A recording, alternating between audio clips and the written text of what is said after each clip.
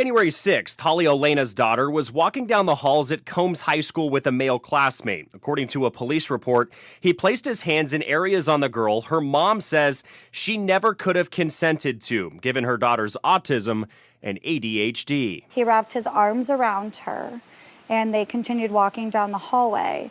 My daughter told me that he had touched her breast and also put his hand down her pants in her underwear and touched her vagina. Also, she said that he kissed her 3 times. Holly says her daughter reported this to a social worker moments later before 11 a.m. that morning, alleging she was violated by the boy. A police report from the Pinal County Sheriff's Office says the school staff contacted the Arizona Department of Child Safety, but law enforcement was not made aware, and the report says it was Holly who called them, not the school. Student disclosed to a school social worker that a male student touched her private parts in a hallway at school and that she did not feel okay about what happened. At that moment, student safety should have become the #1 priority, and mandated reporting laws should have been followed immediately. Multiple district personnel became aware of this incident, including the social worker, assistant principal, district leadership, and superintendent. What happened here raises serious concerns. Police should have been contacted immediately. School personnel should never contact their own investigation involving sexual allegations or ask a child to demonstrate sexual behavior. Most concerning, the parents were not notified until the child arrived at home. The parents contacted police first. And we are here tonight as the parents of a special needs student.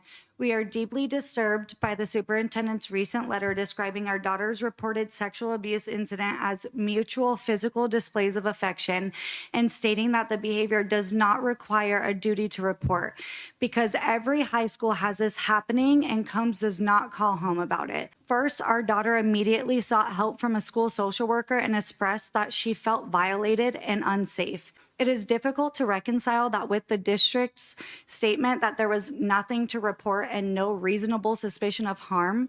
What matters is that trained law enforcement professionals believed the evidence warranted criminal charges. Additionally, the other student himself acknowledged in writing that he groped her. We are also deeply concerned that our daughter's cognitive disability appears to have been minimized in evaluating what occurred. The district stated her disability was considered only for supportive measures, not in determining whether the interaction was welcome. Under the closed touching of a student's vaginal area is not normal public display of affection in a school setting or anywhere. That is not harmless teenager behavior. That is not kids simply kissing in a hallway. And that should never be normalized inside a school environment. What concerns me more is how this child has been instructed to handle the situation afterwards. The student was told to email the other student and explain to them that they don't want to be touched that way. Inappropriate. That should never happen.